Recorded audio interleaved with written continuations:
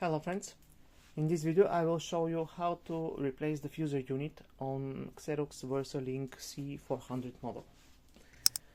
So rotate the device on the rear side,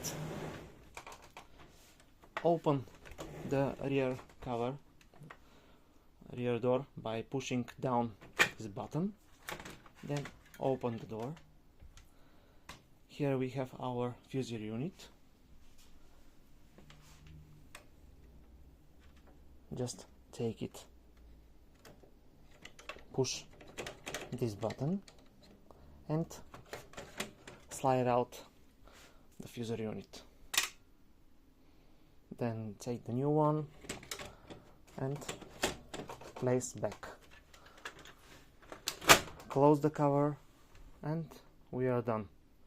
Be careful, the device must be switched off before doing the fusor unit replacement. So that's it. Thank you very much. Good luck.